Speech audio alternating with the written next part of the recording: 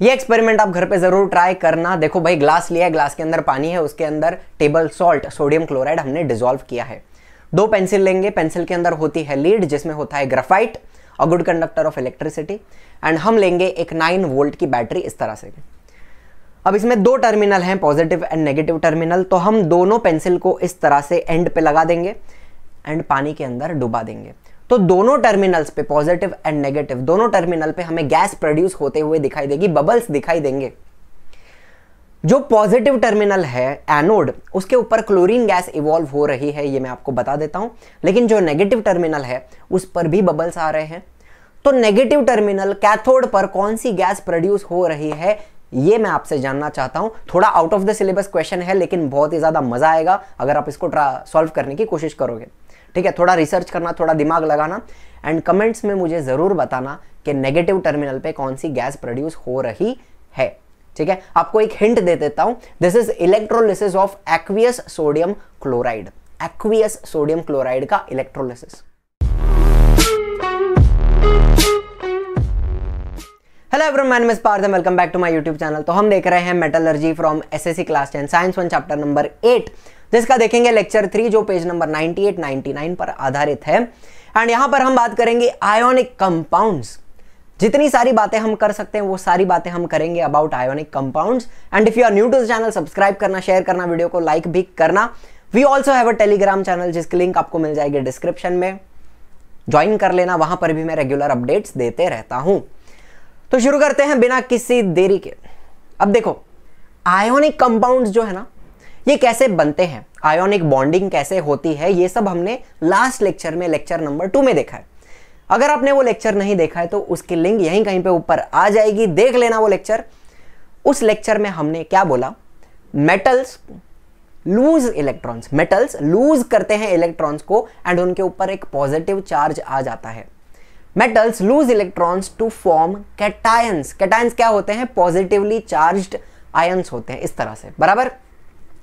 And जो non metals होते हैं वो क्या करते हैं, they gain electrons, non metals gain electrons to form anions. Anions क्या होते हैं, नेगेटिवली चार्ज्ड आयंस होते हैं। ठीक है, ये जो कैटायन और एनायन होते हैं ना, इनके बीच में एक जबरदस्त इलेक्ट्रोस्टैटिक फोर्स ऑफ अट्रैक्शन होता है, फोर्स ऑफ अट्रैक्शन होता है। एंड ये फोर्स इतना स्ट्रांग होता है कि ये कैटायन एनायन एक दूसरे को अपनी ओर खींच लेते हैं, चिपक जाते हैं। ठीक है, एंड जैसे ही वो चिपक जाते हैं क्या बन जाता है, एक आयोनिक बॉन्ड बन जाता है, एक आयोनिक कंपाउंड बन जाता है। बहुत ही सिंपल बात है। Metals lose electrons to form cations, ठीक है, non metals gain electrons to form anions. Cation और एनायन के बीच में क्या रहने वाला है, इलेक्ट्रोस्टैटिक फोर्स ऑफ अट्रैक्शन रहेगा, चिपक जाएंगे दोनों एंड बन जाएगा आयोनिक बॉन्ड, आयोनिक कंपाउंड। बहुत सिंपल बात। अब ये लोग ने क्या बोला है, सुनो, the number of cations and anions in a compound, एक कंपाउंड के अंदर का कैटायन और एनायन का number and the magnitude of the electric charge on them. Magnitude मतलब क्या, quantity. The quantity of the electric charge on them is such that the positive and negative charges will balance each other. इसका क्या मतलब होता है sir, बताता हूं, सुनो। एग्जांपल लेते हैं, हमने लिया है टेबल सॉल्ट सोडियम क्लोराइड। अब इसके अंदर एक सोडियम एटम है और एक क्लोरीन का एटम है। सोडियम होता है +1, सोडियम का जो कैटायन होता है उस पर चार्ज कितना है, +1। क्लोरीन का जो एनायन है उसके ऊपर चार्ज कितना है, -1। तो +1 -1 एक दूसरे को बैलेंस कर देगा। बहुत बढ़िया सर, बहुत सिंपल है। वैसे ही अगर एक और एग्जांपल लेते हैं, मैग्नीशियम ऑक्साइड। अब यहां पर मैग्नीशियम के ऊपर होता है +2 चार्ज एंड ऑक्सीजन के ऊपर होता है -2 चार्ज। तो +2 -2 क्या एक दूसरे को बैलेंस कर रहा है, बिल्कुल कर रहा है। एक और एग्जांपल लेते हैं, मैग्नीशियम क्लोराइड। अब यहां पे देखो, मैग्नीशियम का एटम कितना है, 1 है। क्लोरीन के कितने एटम है, 2 एटम है। मैग्नीशियम के ऊपर चार्ज कितना होता है, +2। क्लोरीन के ऊपर होता है -1, लेकिन हमारे पास कितने क्लोरीन है, 2 क्लोरीन एटम्स हैं। तो टोटल माइनस चार्ज कितना हो गया, -2। तो मैग्नीशियम का +2 एंड दोनों क्लोरीन का -2 एक दूसरे को बैलेंस कर रहा है कि नहीं, यस। एक मैग्नीशियम 2 क्लोरीन, बैलेंस हो गया। वैसे ही अगर हम लेते हैं एल्यूमिनियम ऑक्साइड Al2O3, यहां पर कितने एल्यूमिनियम एटम है? 2 एल्यूमिनियम एटम है एंड एल्यूमिनियम के ऊपर होता है +3 चार्ज, तो +3 + 3 +6 हो गया बराबर। एंड अपने पास 3 ऑक्सीजन के आयंस हैं, एनायंस हैं, O-2 O-2 O-2 -2 -2 -6 हो जाएगा। तो +6 एल्यूमिनियम का एंड -6 ऑक्सीजन का। क्या ये भी एक दूसरे को बैलेंस कर रहे हैं? बिल्कुल कर रहे हैं। तो ये जो पॉइंट है वो एक और बार पढ़ लेते हैं फटाफट। The number of cations and anions in a compound and the magnitude, what is magnitude? Quantity of electric charge on them is such that the positive and negative charges will balance each other. तो हम क्या बोलेंगे? As a result an ionic compound is electrically neutral. मतलब एक ionic compound के अंदर जो cation होता है एंड जो एनायन होता है, उनके ऊपर जो चार्ज होता है वो एक दूसरे को क्या करता है? बैलेंस करता है। एंड हमारा compound as a whole electrically neutral होता है। जितना पॉजिटिव चार्ज है उतना ही नेगेटिव चार्ज है, एक दूसरे को बैलेंस कर रहा है। एकदम सिंपल बात, समझ में आ गई? भेज में फिट हो गई? थोड़ा आगे चले तो मान लो कि मैंने 3 अलग अलग कंपाउंड्स लिए हैं। कॉपर सल्फेट लिया है CuSO4, sodium chloride NaCl and iron sulphate FeSO4। अब ये तीनों चित्र देख के आपको एक बात समझ में आई होगी कि ये जो आयोनिक कंपाउंड होते हैं वो क्रिस्टलाइन नेचर के होते हैं। देखो ना, क्रिस्टल्स बने हुए हैं। एंड एक क्रिस्टल को हाथ में लेके देखो, कॉपर सल्फेट का क्रिस्टल अगर मैंने लिया तो वो मुझे कैसा दिख रहा है? क्या वो स्मूथ है? उसका जो सरफेस है क्या वो स्मूथ है? क्या वो चमक रहा है, शाइनी है? क्या उसके पास एक डेफिनेट शेप है? यस और नो? तो हम क्या बोलेंगे? The ionic compounds they are crystalline in nature. उनका क्रिस्टल्स होता है एंड ये क्रिस्टल्स कैसा होता है? The surfaces of the crystalline substance have a definite shape. एक प्रॉपर शेप होता है, स्मूथ होते हैं और शाइनी होते हैं। बराबर, यहां तक बात समझ में आ रही है? बहुत ही सिंपल है, ठीक है। Surfaces have a definite shape, they are smooth and shiny. लेकिन सवाल यह है कि जो आयोनिक कंपाउंड्स हैं ये क्रिस्टलाइन क्यों हैं? ये स्मूथ क्यों है? ये शाइनी क्यों है? ये क्रिस्टलाइन क्यों है? आपको एक अंदर की बात बताता हूं। जब एक आयोनिक कंपाउंड बनता है तो उसके अंदर जो आयंस होते हैं, कैटायंस एंड एनायंस, ये जो आयंस होते हैं ना, उनकी एक प्रॉपर अरेंजमेंट बनती है, एक रेगुलर अरेंजमेंट बनती है। एग्जाम्पल लेते हैं। मान लो हमने सॉल्ट लिया है अपना सोडियम क्लोराइड, तो उसके अंदर ये रहेगा Na+ आयन, अपना कैटायन। उसके बाजू में आएगा Cl- एनायन, उसके बाजू में Na+, उसके बाजू में Cl, Na, Cl, Na, Cl। इस तरह से अरेंजमेंट बनने वाली है, एक रेगुलर अरेंजमेंट बनने वाली है आयंस की। बराबर, इसके नीचे वापस Cl, Na, Cl, Na, Cl, Na, Cl, इस तरह से अरेंजमेंट बनेगी। उसके नीचे भी इस तरह से अरेंजमेंट बनेगी, उसके नीचे भी एक रेगुलर अरेंजमेंट बनने वाली है। तो जब भी एक आयोनिक कंपाउंड बनता है तो ions are arranged in a regular manner, ये हमें याद रखना है, ठीक है। तो हम क्या बोलेंगे? The regular arrangement of ions in the solid ionic compound is responsible for their crystalline nature. तो कोई भी आपको पूछे भाई हमारा आयोनिक कंपाउंड क्रिस्टलाइन क्यों है, उसका क्रिस्टल क्यों बन रहा है, तो क्या बोलोगे? Because of the regular arrangement of ions. Ions एक प्रॉपर अरेंजमेंट में है एंड दैट इज वाई हमारा आयोनिक कंपाउंड एक क्रिस्टलाइन नेचर का होता है। बेसिक बात समझ में आ गई, ठीक। अब यहां पर मैंने NaCl का आपको एक लेयर दिखाया है, ठीक है, एक लेयर दिखाया है। उसके पीछे और लेयर्स होंगे, उसके आगे भी और लेयर्स होंगे, यस और नो? तो एक 3D स्ट्रक्चर बन जाएगा कुछ ऐसा। सोडियम क्लोराइड का 3D स्ट्रक्चर कुछ ऐसा दिखेगा। देखो, ग्रीन कलर के जो छोटे छोटे गोले हैं, मान लो वो तुम्हारे कैटायंस हैं, सोडियम आयंस। एंड जो लाल कलर के बड़े वाले गोले दिख रहे हैं वो तुम्हारे एनायंस हैं, क्लोराइड आयंस, ठीक है। एक बात हमेशा याद रखना, कैटायंस छोटे होते हैं, कैटायंस छोटे होते हैं और एनायंस बड़े होते हैं, ये बात याद रखना। तो यहां पर ग्रीन वाले कैटायंस हैं और लाल वाले एनायंस हैं। तो इस तरह से एक 3D स्ट्रक्चर बन जाएगा हमारे सोडियम क्लोराइड के क्रिस्टल का, ठीक है। लेकिन अगर मैं कॉपर सल्फेट की बात करूं तो उसके अंदर आयंस की अरेंजमेंट अलग होगी। इस तरह से देखो, अलग है। ज्यादा डिटेल में हमें नहीं जाना है, हम सिर्फ बेसिक बातें कर रहे हैं। कॉपर सल्फेट में आयंस की अरेंजमेंट अलग है एंड वैसे ही आयन सल्फेट में भी आयंस की अरेंजमेंट अलग होगी। तो मेरा बोलने का पॉइंट क्या है, अलग अलग आयोनिक कंपाउंड्स के अंदर आयंस का अरेंजमेंट अलग होगा, अलग अलग आयोनिक कंपाउंड्स के अंदर आयंस का अरेंजमेंट अलग होगा, एंड दैट इज व्हाई उनका क्रिस्टल का शेप भी अलग होगा। समझ रहे हो, हर एक आयोनिक कंपाउंड का क्रिस्टल का शेप अलग होगा बिकॉज उनके अंदर आयन की अरेंजमेंट भी अलग है। ठीक, यहां तक बात समझ में आ गई। तो अब सवाल यह है कि कौन डिसाइड करता है कि आयंस की अरेंजमेंट कैसी होगी। एग्जाम्पल लेते हैं Al2O3 एल्यूमिनियम ऑक्साइड। ध्यान से सुनना, यहां पे 2 एल्यूमिनियम है और 3 ऑक्सीजन है। एल्यूमिनियम पॉजिटिव है, ऑक्सीजन नेगेटिव है, तो उनके बीच में, एल्यूमिनियम एंड ऑक्सीजन के बीच में एक अट्रैक्शन होगा, अट्रैक्टिव फोर्स होगा, बराबर। एल्यूमिनियम एल्यूमिनियम ये दोनों पॉजिटिव हैं तो उनके बीच में रिपल्शन होगा, एक दूसरे को लोग धक्का मारेंगे। एंड वैसे ही ऑक्सीजन ऑक्सीजन के बीच में भी क्या रहेगा, रिपल्शन रहेगा। तो ध्यान से सुनना मैं क्या बोल रहा हूं। The main factor that determines the general arrangement of ions, crystal के अंदर आयन की अरेंजमेंट कौन डिसाइड कर रहा है, the attractive force between oppositely charged ions. मतलब यहां पर एल्यूमिनियम एंड ऑक्सीजन के बीच में जो अट्रैक्टिव फोर्स है, ठीक है, ये नंबर 1 फैक्टर है हमारा। एंड सेकंड फैक्टर कौन सा रहेगा, the repulsive force between the similarly charged ions. मतलब एल्यूमिनियम एल्यूमिनियम के बीच में क्या रहेगा, रिपल्शन रहेगा। सिमिलर चार्ज है ना, तो एक दूसरे को लोग धक्का मारेंगे। एंड वैसे ही ऑक्सीजन ऑक्सीजन के बीच में भी क्या रहेगा, रिपल्शन रहेगा।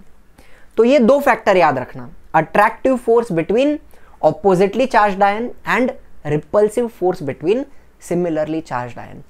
These 2 factors will decide the general arrangement of ions in a crystal.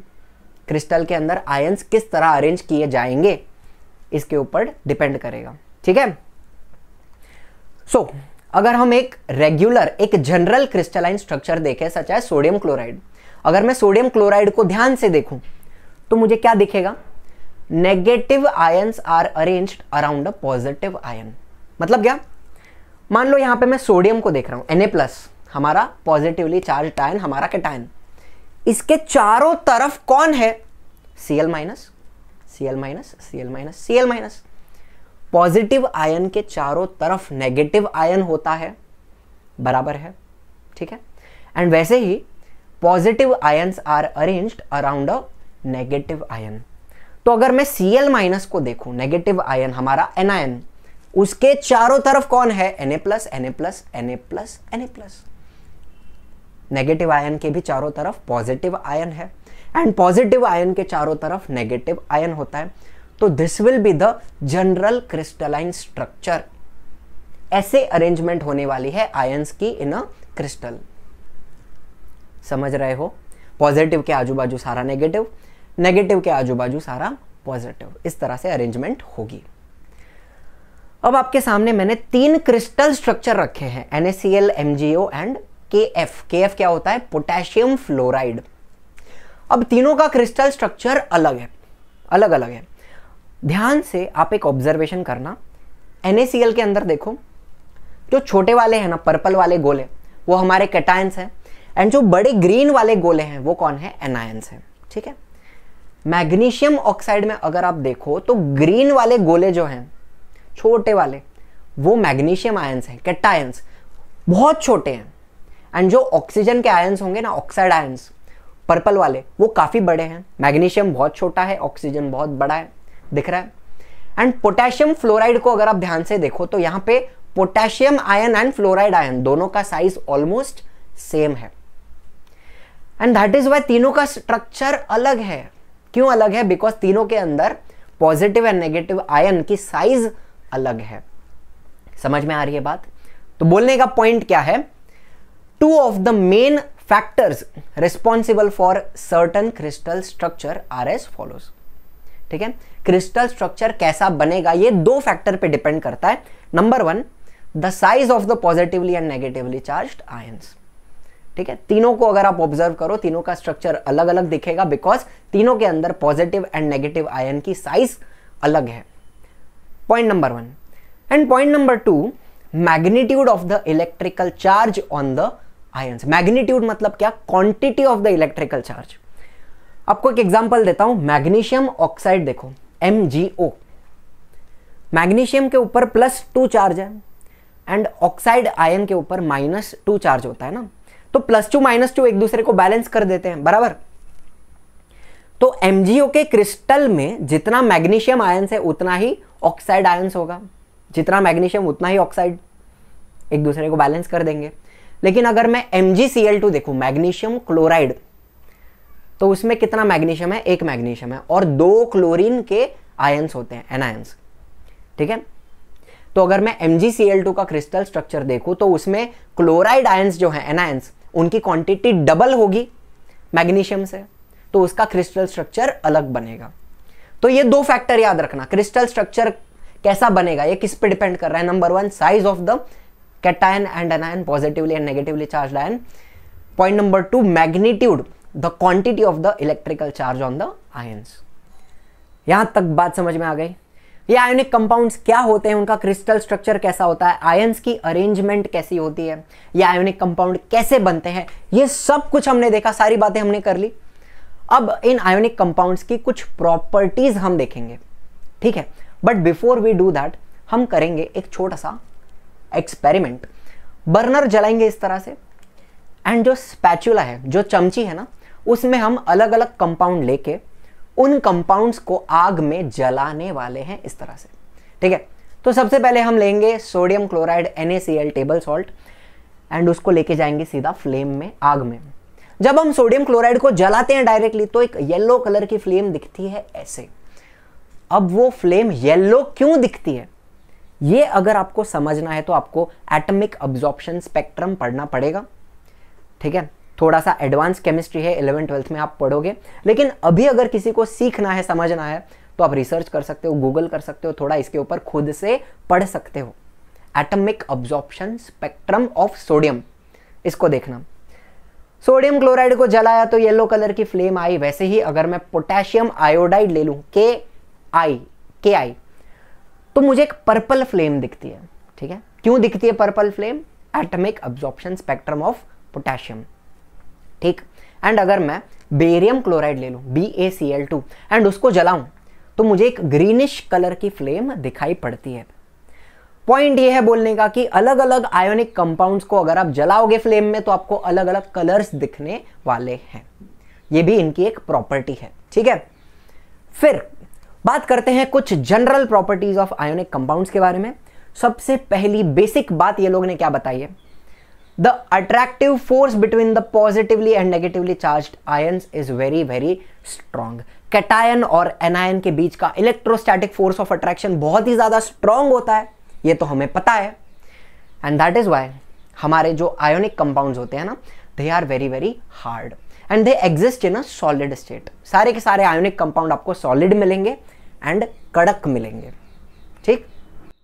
दूसरी बात, आयोनिक कंपाउंड्स कड़क हैं, लेकिन उनको अगर आप हथौड़े से मारोगे ना, उसके ऊपर प्रेशर डालोगे तो ionic compounds टूटेंगे।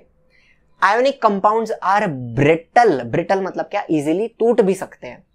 They can be broken down into pieces by applying pressure. तो मान लो हमने क्रिस्टल लिया आयोनिक कंपाउंड का और इसको हथौड़े से दे धपाधप मारा, तो वो क्रिस्टल क्या हो जाएगा? शैटर हो जाएगा, ब्रेक हो जाएगा इस तरह से, ठीक है। तो हम क्या बोलेंगे? Ionic compounds are brittle and they can be broken down by applying pressure. अगर आपने मेटल का कोई पीस लिया है एंड उसको आप हथौड़े से मार रहे हो तो मेटल चपटा हो जाएगा, वो शैटर नहीं होगा। मेटल्स कैसे होते हैं? मैलिएबल होते हैं। मैलिएबिलिटी हमने पढ़ा है ना, metals can be drawn into sheets. उनकी आप शीट बना सकते हो। यहां पे शीट वीट कुछ बनने वाला नहीं है, अपना क्रिस्टल टूटेगा, ब्रिटल है, ठीक। एंड तीसरी बात, बहुत ही इंपॉर्टेंट बात, the intermolecular force of attraction is very high. Intermolecular force of attraction मतलब सिंपल भाषा में कैटायन और एनायन के बीच का इलेक्ट्रोस्टैटिक फोर्स ऑफ अट्रैक्शन था ना, उसको ही हम इंटरमॉलिक्यूलर फोर्स ऑफ अट्रैक्शन बोल सकते हैं। दो मॉलिक्यूल्स के बीच का attractive force, intermolecular attractive force is very very high. सारे आयंस जो हैं, कैटायंस एनायंस, एकदम टाइटली चिपके हुए हैं, ठीक है, एकदम टाइटली चिपके हुए हैं। एंड अगर मुझे इन आयंस को दूर लेके जाना है, ठीक है, कैटायन और एनायन को अगर मुझे दूर लेके जाना है तो मुझे बहुत सारी एनर्जी लगानी पड़ेगी उस फोर्स को ब्रेक करने के लिए। Large amount of energy will be required to overcome the attractive force. समझ रहे हो? तो अगर मुझे इस क्रिस्टल को, इस आयोनिक कंपाउंड को मेल्ट करना है, आयंस जो है उनको मुझे दूर लेके जाना है एंड इसको मेल्ट करना है, तो मुझे बहुत सारी हीट लगानी पड़ेगी। समझ रहे हो? That is why the melting and boiling point of ionic compounds is very very high. ठीक है, आयंस एकदम टाइटली चिपके हुए हैं, उनके बीच का जो अट्रैक्टिव फोर्स है वो बहुत ज्यादा है। अगर मुझे इन्हें दूर लेके जाना है तो उस फोर्स को ओवरकम करने के लिए बहुत सारी हीट, बहुत सारी एनर्जी लगानी पड़ेगी, and that is why the melting and boiling point is very very high. अब कुछ कंपाउंड्स का मेल्टिंग एंड बॉइलिंग पॉइंट यहां पे दिया हुआ है। अगर आप देखो, जिंक क्लोराइड है, magnesium chloride, sodium bromide, potassium chloride and magnesium oxide, सबका मेल्टिंग एंड बॉइलिंग पॉइंट दिया हुआ है। अपना सोडियम क्लोराइड है ना, टेबल सॉल्ट, उसका मेल्टिंग पॉइंट कितना है? 800 डिग्री सेल्सियस। 800। अगर आप कटोरी में सॉल्ट लेते हो और गैस पे रख देते हो तो क्या वो मेल्ट होने वाला है? नहीं होगा मेल्ट, घर पे नहीं होगा ये। 800 डिग्री पे मेल्ट होता है। एंड उसका बॉइलिंग पॉइंट कितना दिया है? 1465 डिग्री सेल्सियस। तो अगर आपको सॉल्ट को मेल्ट करना है ना, आपको फर्नेस में मेल्ट करना पड़ेगा। इस तरह से फर्नेस में डालेंगे, दे धपाधप गर्म करेंगे एंड तब जाके वो सोडियम क्लोराइड ऐसे मेल्ट होगा, लिक्विड स्टेट में आ जाएगा। समझ रहे हो? तो बात याद रखना, सॉल्ट मेल्ट होते हैं but at a very high temperature. 800 degree लगता है तुम्हारे सोडियम क्लोराइड को मेल्ट होने के लिए। पॉइंट नंबर 4 देखो क्या बोल रहा है, ionic compounds are water soluble. हाँ, हमें पता है आयोनिक कंपाउंड्स पानी के अंदर डिसॉल्व होते हैं। मान लो हमने ले लिया सॉल्ट NaCl, सोडियम क्लोराइड, पानी, सॉल्ट को डाल देंगे पानी में इस तरह से, ठीक है, ग्लास रॉड को उठाएंगे, मिक्स करेंगे, सारा का सारा सॉल्ट धीरे धीरे करके पानी के अंदर डिसॉल्व हो जाएगा लाइक दिस। ये तो हमें पता है सर, लेकिन ये डिसॉल्व क्यों हुआ? अगर ये हमें समझना है तो थोड़ी एडवांस्ड केमिस्ट्री समझनी पड़ेगी। एडवांस नहीं है, बेसिक ही है, ठीक है। ये वाटर मॉलिक्यूल है, इसमें जो ऑक्सीजन होता है ना, वो ऑक्सीजन थोड़ा सा नेगेटिव होता है, थोड़ा सा स्लाइटली नेगेटिव होता है, तो उसको हम डेल्टा नेगेटिव बोलते हैं। क्या बोलते हैं? Delta negative. थोड़ा सा नेगेटिव चार्ज ऑक्सीजन के ऊपर होता है। एंड वैसे ही जो हाइड्रोजन है उसके ऊपर थोड़ा सा पॉजिटिव चार्ज होता है, हल्का सा, तो उसको हम डेल्टा पॉजिटिव बोलेंगे। दोनों हाइड्रोजन डेल्टा पॉजिटिव होते हैं, ऑक्सीजन डेल्टा नेगेटिव। डेल्टा मतलब थोड़ा सा नेगेटिव, ठीक है। तो मान लो हमने लिया पानी, पानी के अंदर हमने डाला सॉल्ट। अभी इसमें जो पर्पल वाले गोले हैं वो सोडियम के हैं, कैटायंस हैं, एंड जो Cl है वो ग्रीन वाले गोले हैं, ठीक है। बड़े बड़े जो ग्रीन वाले हैं वो हमारा एनायंस है, ठीक। तो अब क्या होता है ना, जैसे ही हमने सॉल्ट को पानी में डाला तो वाटर मॉलिक्यूल्स इसके आसपास आ जाएंगे इस तरह। अब हाइड्रोजन जो है, ध्यान से देखना, हाइड्रोजन डेल्टा पॉजिटिव है, थोड़ा सा पॉजिटिव है, तो ये हाइड्रोजन क्लोरीन को खींचेगा, ग्रीन वाला गोला उसको ऐसे ऐसे खींच रहा है वो, ठीक। वैसे ही ऑक्सीजन डेल्टा नेगेटिव है, थोड़ा सा नेगेटिव है, तो वो सोडियम को खींचेगा, पर्पल वाले गोले को। समझ रहे हो? वैसे ही हाइड्रोजन किसको खींचेगा? क्लोरीन को खींचेगा। ऑक्सीजन किसको खींचेगा? सोडियम को खींचेगा। तो सारे वाटर मॉलिक्यूल्स अपने सॉल्ट को घेर लेंगे। हाइड्रोजन किसको खींच रहा है? क्लोरीन को खींच रहा है, ऑक्सीजन सोडियम को खींच रहा है, तो ऐसा खींचमतानी होने वाला है। एंड अपने जो आयंस हैं, कैटायंस, एनायंस, ये धीरे धीरे सेपरेट होने लगेंगे। आई रिपीट, अपने कैटायंस और एनायंस क्या होंगे? सेपरेट होने लगेंगे एंड अपना सॉल्ट डिसॉल्व होगा। तो ये जो सेपरेशन का प्रोसेस है ना, इसको हम बोलते हैं डिसोसिएशन। समझ रहे हो? ज्वाइंट होने को क्या बोलते हैं? एसोसिएशन। तो अपना कैटायन और एनायन दूर जा रहा है, पानी उसको खींच रहा है, तो इसको हम बोलते हैं डिसोसिएशन। समझ रहे हो? तो अब क्या होगा अल्टीमेटली, मान लो हमने सोडियम लिया है, ठीक है, सोडियम का आयन, इसके आजू बाजू वाटर मॉलिक्यूल्स इसको घेर के खड़े हो जाएंगे, ठीक है। तो इस तरह से ऑक्सीजन जो रहेगा वो सोडियम की तरफ पॉइंटेड रहेगा, सोडियम एंड ऑक्सीजन के बीच में एक अट्रैक्टिव फोर्स रहेगा, ये दूसरा वाटर मॉलिक्यूल, ये तीसरा वाटर मॉलिक्यूल। तो इस तरह सारे वाटर मॉलिक्यूल्स सोडियम को घेर के खड़े हो जाएंगे, ऑक्सीजन सोडियम की तरफ पॉइंटेड रहेगा। ठीक, तो हम क्या बोलेंगे, the water molecules Orient in a particular manner. Orient मतलब क्या, टर्न। जो ऑक्सीजन है वो सोडियम की तरफ पॉइंट हो गया ना, टर्न हो गया ना। The water molecules orient themselves in a particular manner around the ions which are separated by dissociation. ठीक है, तो वैसे ही क्लोरीन के आजू बाजू भी वाटर मॉलिक्यूल्स उसको घेर के खड़े हो जाएंगे, लेकिन यहां पे hydrogen will be pointed towards chlorine, and chlorine और हाइड्रोजन के बीच में एक अट्रैक्टिव फोर्स होगा। ये दूसरा, ये तीसरा, इस तरह से, समझ रहे हो। सो कैन आई से a new force of attraction is established. एक नया फोर्स ऑफ अट्रैक्शन आ गया है यहां पे between the ions and the water molecules. Sodium और ऑक्सीजन के बीच में एक फोर्स आ गया अट्रैक्शन वाला, क्लोरीन और हाइड्रोजन के बीच में एक बॉन्ड अट्रैक्टिव फोर्स आ गया, बराबर। तो एक नया फोर्स ऑफ अट्रैक्शन यहां पे आ जाएगा between the ions and the water molecules surrounding them. समझ रहे हो। एंड फिर इस तरह से हमारे सोडियम एंड क्लोरीन आयंस जो है वो पानी में तैरने लगेंगे, एंड क्या बन जाएगा, एक एक्वियस सॉल्यूशन बन जाएगा। अपना सॉल्ट पानी में डिसॉल्व हो गया है पूरी तरह, सारे आयंस सेपरेट हो चुके हैं, एंड क्या बन गया, एक एक्वियस सॉल्यूशन बन गया है। समझ में आ रही है बात, बहुत ही सिंपल है। ठीक, तो हमने क्या बोला, ionic compounds are water soluble, yes, but they are insoluble in solvents like kerosene and petrol. क्यों ऐसा, बिकॉज केरोसिन एंड पेट्रोल का जो मॉलिक्यूल्स है ना, वो अपने आयंस को अट्रैक्ट नहीं करता। पानी कैसा आयंस को खींच रहा है ना, खींच रहा है तो डिसोसिएशन हो रहा है, वैसा केरोसिन एंड पेट्रोल का मॉलिक्यूल्स अपने आयंस को खींच पाता नहीं है, उनके बीच में कोई भी अट्रैक्शन नहीं होता, एंड दैट इज व्हाई अपना सॉल्ट, अपना आयोनिक कंपाउंड केरोसिन पेट्रोल में डिसॉल्व नहीं होता। सिंपल। तो आज का अपना आखिरी पॉइंट नंबर 5 देखो क्या बोल रहा है फटाफट। The ionic compounds cannot conduct electricity when in solid state. जब हमारा आयोनिक कंपाउंड सॉलिड है इस तरह से, तो उसके अंदर सारे आयंस, कैटायंस, अनायंस टाइटली चिपके हुए हैं ना, दे आर रिजिडली बाउंड, उनके बीच का इलेक्ट्रोस्टैटिक फोर्स ऑफ अट्रैक्शन बहुत ज्यादा हाई है, बराबर है। मुझे एक बात बताना, इलेक्ट्रिक करंट कब बनता है, because of movement of charge. जब एक चार्ज पॉइंट ए से पॉइंट बी मूव करता है, तब हम बोलते हैं ना कि एक इलेक्ट्रिक करंट प्रोड्यूस हुआ, इलेक्ट्रिसिटी आई, बिजली आई। चार्जेस हैव टू मूव, लेकिन यहां पे अपना दोनों चार्ज पॉजिटिव नेगेटिव चिपका हुआ है, हिल सकता है नहीं। तो सॉलिड स्टेट में आयोनिक कंपाउंड इलेक्ट्रिसिटी कंडक्ट नहीं करेंगे। क्यों नहीं करेंगे, because in this state the ions cannot leave their place, simple as that. दिमाग में गया बात। लेकिन अगर मैं मेरे सॉल्ट को, आयोनिक कंपाउंड को डिसॉल्व करूं पानी के अंदर, तो आयंस डिसोसिएट हो जाएंगे, सेपरेट हो जाएंगे, पानी उसको खींचेगा ना, एंड अपने सारे आयंस अब फ्रीली मूव कर पा रहे हैं।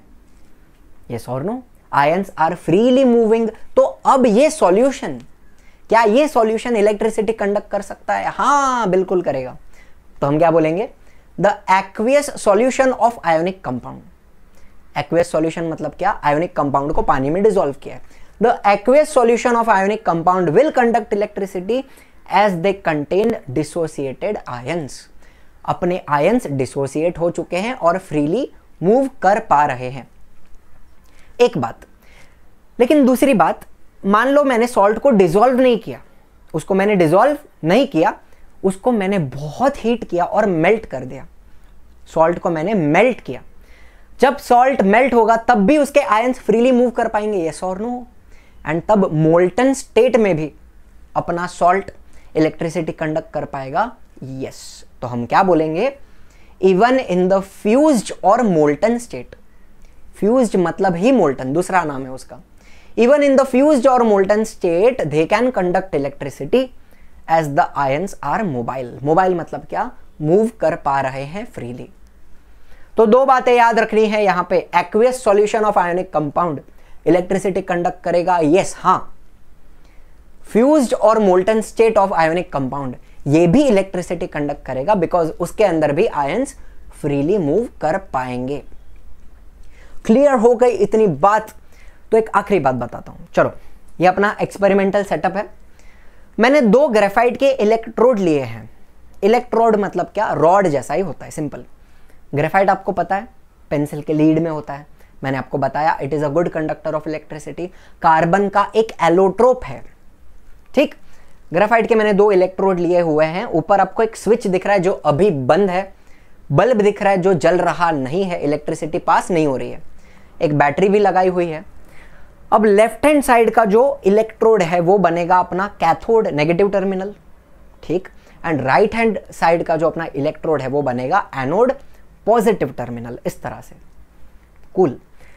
अब अगर मैं स्विच को ऑन करूं एंड करंट पास करूं तो क्या होगा? On passing current through the solution ions will move to the oppositely charged electrodes. म्हणजे काय, ध्यान से सुनना। सोडियम आयन्स जो है यहां पे, उनके ऊपर प्लस चार्ज है, पॉजिटिव चार्ज है, कैथोड के ऊपर नेगेटिव चार्ज है। तो अपना सोडियम आयन्स कैथोड पे जाएगा, यस और no? Sodium ions will move to cathode. ध्यान से सुनना, कैटायंस कैथोड की तरफ जाते हैं, कैटायंस कैथोड की तरफ जाते हैं।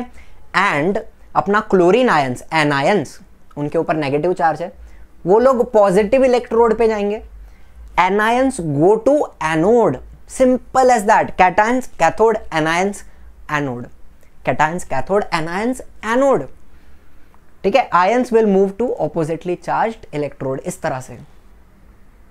स्विच मैंने चालू किया, येलो कलर का बटन दबा दिया, तो इस तरह से अपने आयंस मूव करेंगे। सोडियम किधर जा रहा है? कैथोड पे जा रहा है। क्लोरीन किधर जा रहा है? एनोड पे जा रहा है। बात समझ में आई? ठीक है। अब लेक्चर के एकदम स्टार्टिंग में मैंने आपको जो सवाल पूछा था, मैंने क्या बताया था कि जो एनोड होता है, पॉजिटिव टर्मिनल, उसके ऊपर क्लोरीन गैस के बबल्स आएंगे इस तरह। देखो भाई, क्लोरीन गैस किधर आ रही है? एनोड पे आ रही है। फिर मैंने आपको बताया कि जो कैथोड है उस पे भी बबल्स आ रहे हैं, गैस आ रही है। अब यहां पे तो सोडियम दिखाया हुआ है जस्ट फॉर रिप्रेजेंटेशन, लेकिन जब हम एक्वियस सोडियम क्लोराइड का इलेक्ट्रोलाइसिस करते हैं, ऐसे, एक्वियस मतलब क्या? पानी में डिसॉल्व किया हुआ। एनोड पे क्लोरीन गैस आती है एंड कैथोड पे हाइड्रोजन गैस के बबल्स प्रोड्यूस होते हैं। सोडियम नहीं मिलता। सोडियम कब मिलेगा? जब आप मोल्टन सोडियम क्लोराइड लोगे ना, फ्यूज्ड सोडियम क्लोराइड, उसका इलेक्ट्रोलिसिस करोगे तो आपको ऐसा मिलेगा। कैथोड पे सोडियम आएगा, एनोड पे क्लोरीन आएगा। लेकिन एक्वियस सॉल्यूशन का इलेक्ट्रोलिसिस करोगे तो आपको कैथोड पे हाइड्रोजन गैस के बबल्स मिलेंगे, एनोड पे क्लोरीन गैस के बबल्स मिलेंगे। ठीक है। ये क्यों होता है उसके पीछे भी कुछ कारण है, कुछ रीजंस है जो आप 11th स्टैंडर्ड 12th में पढ़ोगे। ठीक है। तो आपका आंसर यहाँ पे मैंने दे दिया। एंड ये जो सॉल्यूशन है वो सोडियम हाइड्रोक्साइड बन जाता है। ठीक है। Solution will become sodium hydroxide, NaOH। Cool. तो हम लास्ट में क्या बोलेंगे? हमारे आयोनिक कंपाउंड्स इलेक्ट्रोलाइट होते हैं बिकॉज वो लोग इलेक्ट्रिसिटी कंडक्ट कर पाते हैं इन द एक्वियस स्टेट और इन द मोल्टन स्टेट। हम उनको क्या बोलते हैं? Electrolytes. That's it. I hope सारे कंसेप्ट एंड सारी बातें, सारे टॉपिक्स जो भी मैंने आज लिए हैं, सारे के सारे क्लियर हो चुके हैं, क्रिस्टल क्लियर होके दिमाग में फिट हो चुके हैं एंड आपको लेक्चर समझ में आया है। अगर आपको वीडियो अच्छा लगा तो लाइक करना, शेयर करना, सब्सक्राइब करना चैनल को। बहुत ही बड़ा आभारी होऊंगा मैं आपका। ठीक है। एंड ऑब्वियसली अगर कोई भी कहीं पे डाउट आता है, कुछ प्रॉब्लम आता है, तो of course post it in the comments or you can follow me on Instagram, ask me doubts on Instagram or you can mail it to me. ठीक है। एंड जैसे ही हो पाएगा, टाइम मिलेगा, I will reply to all of you.